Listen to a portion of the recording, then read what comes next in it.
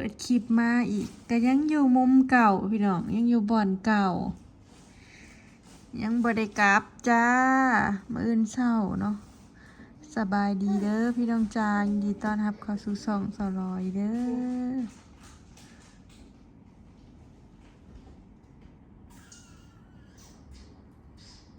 อกำลังค่ำเนาะ5 โมงซ้ำนี่เขาเจ้ากำลังเลิกแต่เวียกแต่งานเนาะรถกำลังหลายเด้นี่โอ้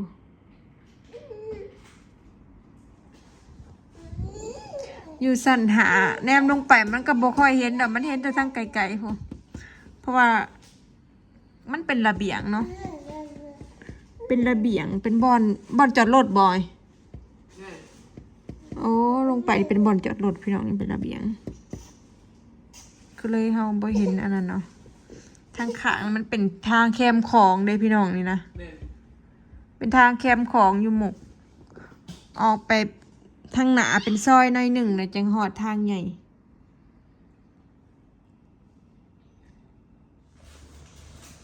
จักจักจักจักจักว่าจักจักจักว่าสบายดี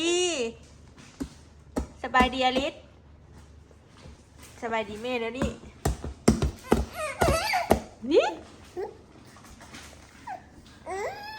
คนอารมณ์ดีนะพี่น้องหลายคนก็ว่าเบิ่งเพิ่นดีแล้วแม่นพี่น้องก็ดีขึ้นเรื่อยๆอุ้ยคือไอฮะ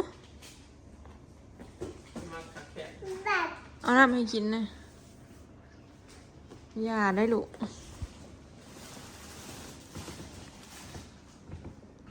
มื้ออื่นก็ได้เมื่อเนาะขอหมอเมื่อว่าสิขอหมอเมื่อช่วงบ่ายหมอก็บ่ให้เมื่อบ่ทันอยากให้เมื่อเพราะว่าเพิ่นยังบ่ได้ให้ดีแก้ท้องเสียเนาะค่อยให้แต่ยาดูดพิษออกจากลำไส้เมื่อวานนี้นะกับจุลินทรีย์แล้วก็ใส่ยาฆ่าเชื้อยาฆ่าเชื้อมันใส่ได้มื้อแล้วกระปุกพี่น้องมันต้องใส่3 มื้อ3 กระปุกเนาะแล้วก็มาใส่มื้อเช้าอีกปุกนึงเมื่อวานนี้ปุกนึงอันนี้คือยาฆ่าเชื้ออันนี้คือน้ำเกลือเนาะใส่ไปกระปุกนึงนะพอแล้วแต่ว่าน้องนะยังกินแบบช่วงตะไคร่อีกอย่างลำไส้มันก็บ่ทันได้ดีพี่น้องมาเบิ่งเพิ่นคือเศร้าแล้วแต่ว่าข้างในเพิ่นแบบมันยังบ่ทันดีนั่นนะโอ้ยแล้วแต่ว่ายังบ่ทันหายครับมันบ่ทันหายคักลำไส้ติดเสื้อเนาะลำไส้ติดหมอมันต้องใส่ลาวแล้วครับหามาเฮ้ยบ่ได้ลูกอมนะไปจับว่าจับยืนได้หรือว่ายืนได้หรือว่าเพิ่นงุนงิดหายง่ายนะพี่น้องตั้งแต่มาอยู่หมอเนี่ยยืนได้หรือว่าย่างโอ้ย่างเด้อเพิ่นก็ตื่นนอนถึงเติบพอดีหมอเข้ามากลับยังไม่ได้นะคะนอนอีกมื้อหนึ่งลูกเป็นช่องคืนมื้อที่3มื้อ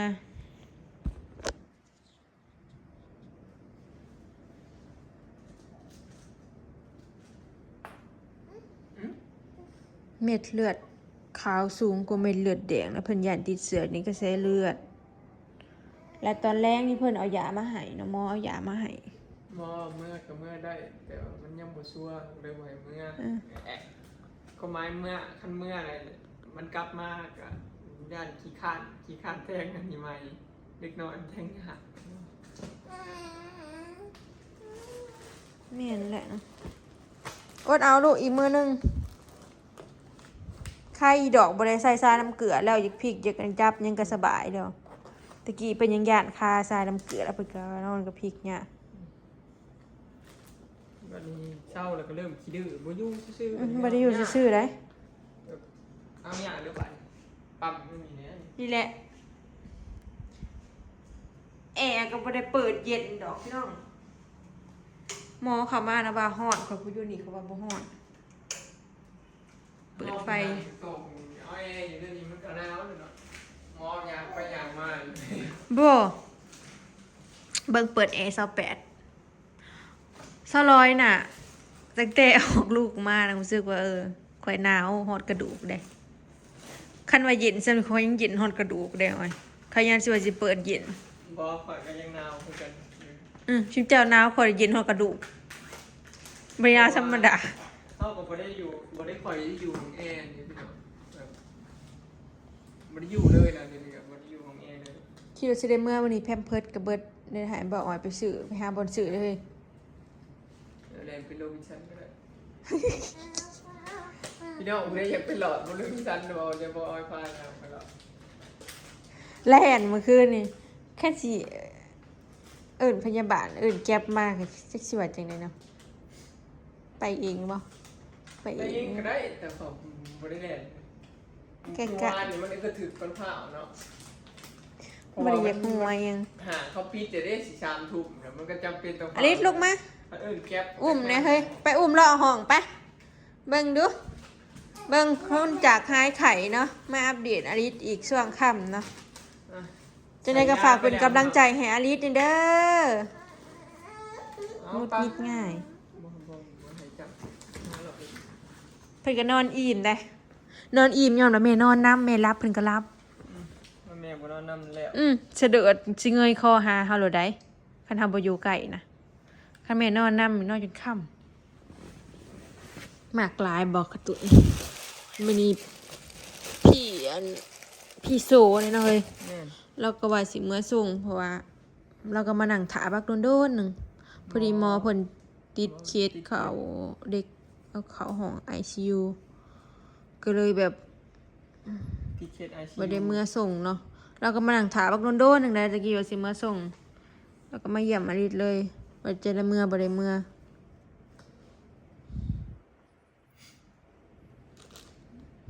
ลิศแม่ๆอยู่แม่บ่ รถใหญ่ก็จอดถิ่มไว้นะสาว2 มื้อ เพื่อเขาบ่โทรถามป้าเจ้า บ่มีเฟซบ่มีหยัง ตะกี้เขาจะไปเจาะเป็นเฮือนปะติ๋มหั่นเด้เฮ้ยเฮือนได้นอนหั่นเด้ อันคะแนนหลอกคะแนนมั่นใจว่าเขาหลอกรถไว้นะบ่ได้เป็นห่วง คำว่ามัน แต่เขาบ่เชื่อใจเจ้าหลอกรถ เขาเป็นห่วงรถเด้สมมุติไปเขาบ่ได้หลอกรถเขางัดเขาหยังซี่มันยากมันเป็นหยังดอก เจ้าก็โทรให้พ่อจะมาเบิ่งให้ไกลๆหนึงบ่ลำหูดน่ะ เดี๋ยวสิโทรบอกอีก ปู่เพิ่นบ่ได้โทรถามหลานเลยบ่รู้ เขาฮู้เรื่องหรือบ่บ่ได้บอกเขา เขาก็เบิ่งคลิปตลอดคือกัน พอเราบ่ได้ มัมอีพอนี่เราบ่ มั ได้ มเตอเอ็นเบิ่งคลิปมาตลอด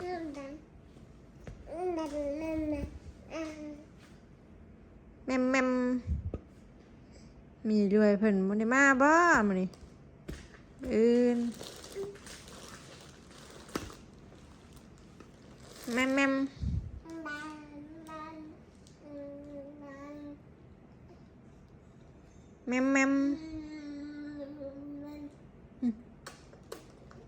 หิวแห้งยังกินทั้งกินนมไปวังหันนะเพราะว่าเพิ่นกินได้บ่หลายพี่น้องกินนมกันน้อยเดียวช่วงหาอ่อนเอาก็สิเบิดบัดนี้ช่วงแม่ก็ช่วงเทื่อละ3อ่อน4อ่อนก็ยังเบื่อสิเบิดกินเทื่อละช่องอ่อน3อ่อนอันกินหลายสุดนะเอ๊ะ แอะ โอ้ยลูกเอ้ย มีแต่อยากอม มันบ่มีแนวกัดบ่ได้เอาหยางกัดมาให้คันแขวคือแขวหนาสิออกนี่เดือนนี้เห็นโปช่องเหล็มพี่น้องฟันจะออกเด้อปินมาตั้งแต่ไข่บ่ได้ให้แม่เช็ดลิ้นเลยเดี๋ยวลิดขี้ดื้อเลยเริ่มขี้ดื้อได้นี่ได้ บ่ได้โรงพยาบาลก็มีเธอผู้เดียวนี่แหละหาขโมย หมอจนว่า ที่เป็นไข้เหมือนกัน หมอหายบงงอแงเลยหมอมาไม่ร้องเลยลูกว่าฉัน มาห้องมาร้อนตอนนั้นหมอจำปั๊มนะหลาบเลย เห็นหมอย่างเขามาน่ะหายก่อนแล้วพี่น้อง ได้ คันหมอเว่านำอยู่ไกลๆก็ได้หมอว่ะหัวเพิ่นไงว่าลูก ญาติหมอเลย เมื่อวานนี่เขาไปหาหมอยังเว่าน้ำหมออยู่คุณหมอผู้หญิง พยาบาลเพิ่นก็เข้ามาตลอดเนาะ ยามเช้ายามเที่ยงเนาะยามแรงสิมีพยาบาลอีกคนหนึ่งเพิ่นสิมาวัดไข่เนาะแล้วเขาเอิ้นหยังก็วัดที่พจรในพี่น้องที่นี่ในตีนบ่ในตีนหรือในมือ วัดชีพจร วัดที่ประจร ไข่ แล้วก็สิมีแม่บ้านเข้ามาเสิร์ฟอาหารบ่แม่น เม แม่ นูนำพี่น้องแบบเขาอยากแบบ อิหยังก็สั่ง อาหารที่เขาบ่อยากที่เขาแนะนำมาให้นะเขาก็มีแนะนำมาให้ว่าเขาเลือกสองอย่างหนึงดอกแต่ว่าเขาจะกินแบบหลาย เมื่อวานนี่ได้เป็นอาหารญาติคนไข้นี่ได้อย่างเดียวเนาะมื้อนี้ได้สองสงสัยเขาเจ้าบ่ได้เสนอไปว่าเขาอยู่สองคนคันเฮาอยากเฮาสั่งเพิ่มก็ได้ แต่ว่าราคาก็เนาะนี่แหละ100 กว่าบาทถ้าเราบ่ได้สั่งกินน้ำกันไปกินบ่แล้วเราก็ไปซื้อลาบมากิน กินบ่อิ่มอยากกินลาบหรือกินเฟออย่างเงี้ยที่มันแบบ อยากเผ็ดๆตำบักหุ่งอยากกินเฟออหยังจังซี่นะพี่น้องมันบ่ได้มีนะนี่ สั่งเขาที่ มันมีแต่อาหารแบบง่ายๆแบบอยู่ท้องอะนะแต่บ่ฮู้ว่านอกเหนือจากอันนี้สิมีบ่ได้ถามเบิ่งมีแต่อาหารเป็นเบาๆอะนะสั่งได้100 กว่าบาทอย่างหนึงพอดีเขากับอลิเขาอลิสมาแล้วโอ้ยมาคงสุกนางแห่งทายยากอยู่ ถ่ายเนี่ยเนื้อถ่ายงานโคตรตอนนี้ขี่ เออเขายังไม่ได้กินอยู่นางกินข้าวน้อยพี่น้องอันนี้อาหารคนแม่อันนี้บ่ฮู้อิหยังอันนี้เฮ้ยแกงหยังน้อย บอกไปสั่ง จะสั่งบ่พี่น้องผู้ใดฮู้บอกเขาแน่อันนี้คือแกงหยัง ใช่ มันมีอันผักมีหมากไม่รวมหยังประมาณนี้เลยมันมีกุ้ง มีหมักมีข้าวโพดมีหมักน้ำฝักหมักอิหยังช่วงใส่อันนี้ต้มผักใส่เขาอยู่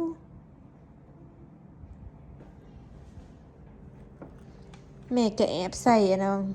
ใส่อิ๋วมีครบทุกอย่างพี่น้องสะดวกสบาย อันนี้ก็ฉุกเฉินกล่องใส่ยังไม่ได้ถือมาเนี่ยอบขวดเนาะขวดนมกับบ่มีพี่น้องสลอมีแต่ต้มน้ำร้อนแล้วก็ลวกเอาเนาะอันนี้ของคอย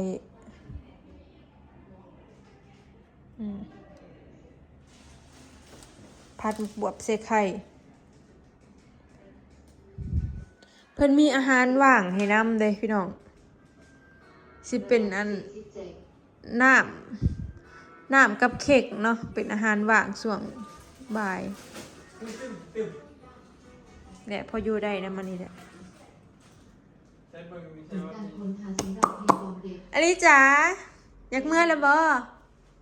แม่มบ่ เพลงกลอง เพิ่นขั้นแขวนี่ฮะ เพลงกลองเด็กทารก การ์ดเดนบรดูดอันนี้ก่อน พอ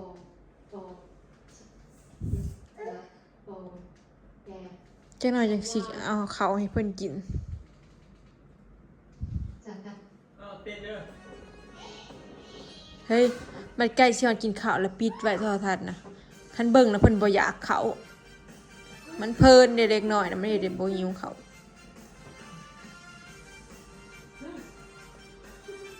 เต้นเต้นเต้นเต้น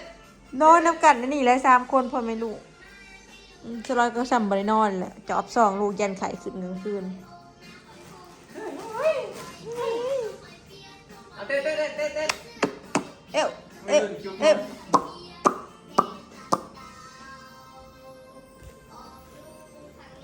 เขาจะสิไปโรบินสันบ่ เดี๋ยวเนี่ยยังไงยังก็บอกยังไงยังคงใส่จำเป็นเลยเดี๋ยวบอก เขาอยากได้ส่งกับเสือที่ใส่สบาย ก็สั่นเชื่อกันสั่น มันมีอยู่ตัวละ100ตัวละนะส่งขายาว แบบเสือซบขายาวยังก็ได้ จะเลือกให้เขาด้วย เสือชก ไว้ใส่เนี่ยมันบ่มี เสือชกเสือเสื้อ เสือซบจนเป็นขายาวยังก็ได้ เสือยังก็ได้ ยืดเป็นขายาวส่งขายาว ส่งลูกกระโปรงยังก็ได้ที่มันสบายแบบราคาถือมันมีอยู่ ตัวละ100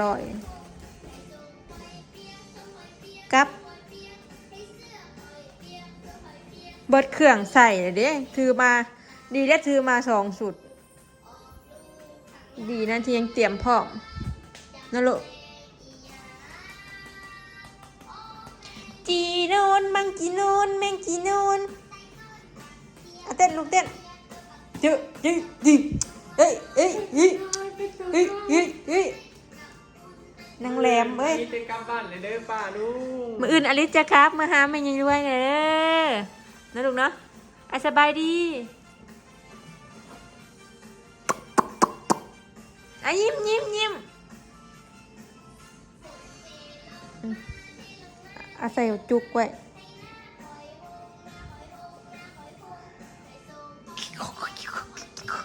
จิกกึจิกกึ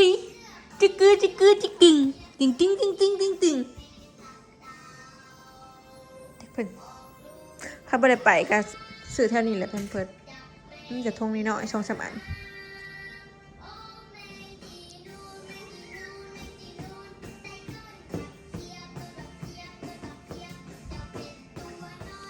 คนในบ้านนะก็มาพี่น้องหมู่200นี่แหละในห้องใกล้กันนี่อันนั้นนะลูกทั้งก็ได้2 เดือนลูกนะไอแต่ดนแล้วไปหาหมออยู่ใส่เขาก็บอกว่าเป็นปอด บ้านเฮา มาซานุมานแล้วก็หาอยู่บ้านเฮากับบ่ได้เอียงลูกนะจนไอแห้งจนหายใจบ่ได้จนเป็นแห้งเนาะนี่จะไอแต่ว่าบ่มีไข้ นี่นี่ เอามานี่แหละเขาเจ้ากระเพราอันนั้นโลด นี่แล้วสาเหตุที่เป็นยังเขาจะเลือกโรงพยาบาลที่ดีไว้สำหรับลูกโดยตรงแท้งอะไรแบบนี้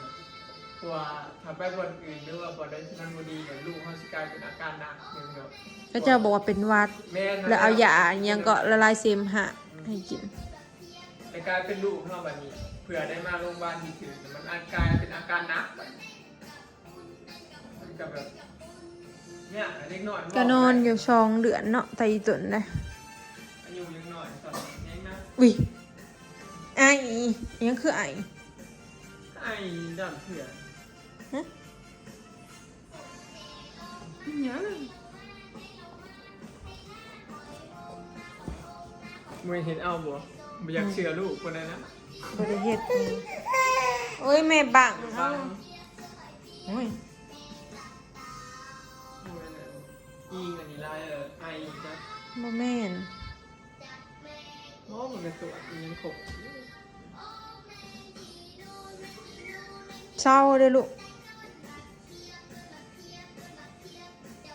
เดี๋ยวสิถามหมอว่าคันคนเป็นเกี่ยวกับอันปอดกับอันนี้น่ะบ่ให้ไปใกล้บ่หรือจังได มาไปใกล้อันนั้นนะ เพราะว่ามันติดกัน ตามไปใกล้ หมอบอกว่าตอนสลอยสภาลิดไปคลินิกนะหมอว่าใครที่เป็นเกี่ยวกับปอดบ่ให้ไปใกล้เพราะว่ามันติดกันนำอากาศนำลมหายใจเนี่ยมันติด แม่เข้าไปใกล้อันนั้นมันอยู่แต่โซนเขา ก็เด็กหน่อยมันมีแต่เด็กหน่อยป่วยตึกอยู่ห้องไผ่ห้องมัน เล็กน้อยมันติดง่ายเลยมันมีภูมิยังไม่หนึ่งก็เป็นหรอกระวังเนี่ย เดี๋ยวจะเอาข้าวให้กินคลิปนี้อลิสขอเก็บภาพบรรยากาศไว้ซะมิเด้อตอนนี้อลิสก็น้ำหนักลดหลายแล้ว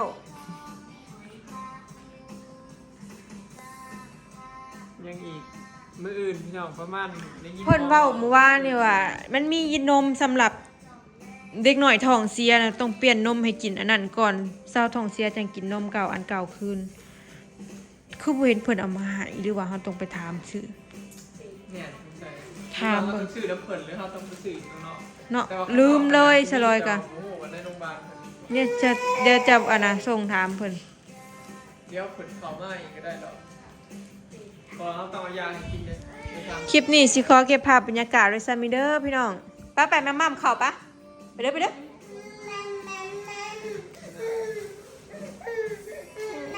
อย่างมาพาสิแม่มออกมาเร็ว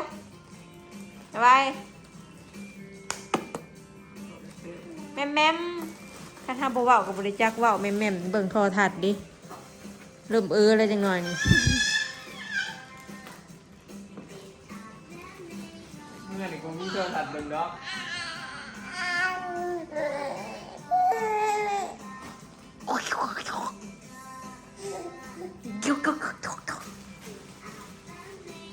เต้นตึงตึง รักลูกไงล่ะ ตึง ไปแล้วสบายดี สบายดีเป็นกำลังใจให้พี่น้องเลยเออเล่นเมื่อ